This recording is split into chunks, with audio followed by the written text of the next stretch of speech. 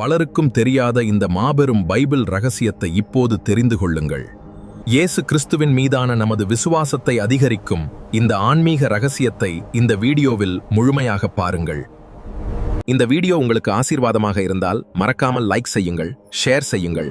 மேலும் தேவனுடைய வார்த்தைகளை தினமும் பார்க்க சப்ஸ்கிரைப் செய்யுங்கள். பழைய ஏற்பாட்டு காலத்தில் இஸ்ரவேல் மக்கள் கடுமையான போரிலும் ஆபத்திலும் சிக்கியிருந்தார்கள். அப்போது அவர்கள் ஒரு மர்மமான வழியில் தேவனின் சித்தத்தை அறிந்தார்கள்.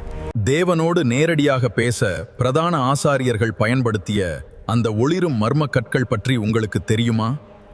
இஸ்ரவேல் மக்கள் கடுமையான போரிலோ அல்லது பெரும் ஆபத்திலோ சிக்கி தவிக்கும்போது தேவனின் சித்தத்தை அறிய ஊரீம் தும்மீம் எனப்படும் கற்களை ஆசாரியர்கள் பயன்படுத்தினார்கள். ஆசாரியர்களின் தங்கக் கவசத்தில் மறைக்கப்பட்டிருந்த இந்த கற்கள் மாபெரும் தெய்வீக ஒளியுடன் மின்னும் போது தேவன் தன் மக்களுக்கு நேரடியாக பதிலளித்து வழி நடத்தினார். யாத்ராகமம் 28:30 ஆரோன் கர்த்தருடைய சந்நிதியில் பிரவேசிக்கும் போது அவனுடைய இருதயத்தின் மேல் இருக்கும்படி நியாய தீர்ப்பு மார்பதக்கத்திலே ஊரீம் தும்மீம் என்பவைகளை வைப்பாயாக.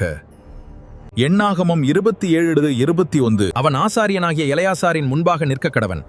அவன் கர்த்தருடைய சந்நிதியில் ஊரீம் என்னும் நியாய தீர்ப்பினால் அவனுக்காக ஆலோசனை கேட்க கடவன். இந்த ஒளிரும் கற்கள் மூலம் தேவன் தன் மக்களுக்கு பதிலளித்தார்.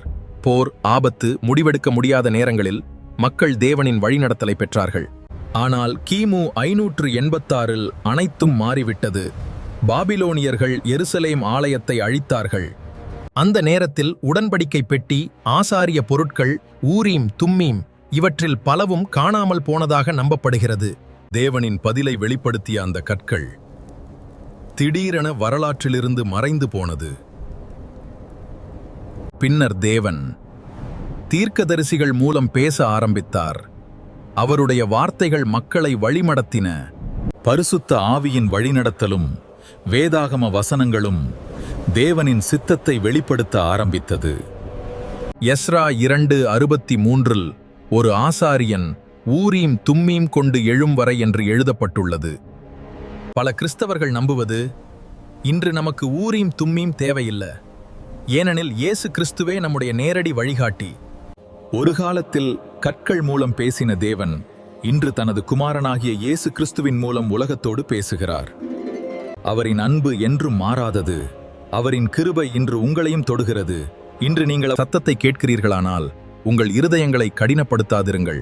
இந்த வீடியோ உங்களை ஆசீர்வதித்திருந்தால் காமெண்ட்ஸ்ல ஆமேன் என்று எழுதுங்கள். லைக், ஷேர் மற்றும் சப்ஸ்கிரைப் செய்யுங்கள். தேவனுடைய வார்த்தையை உலகமெங்கும் பரப்புங்கள்.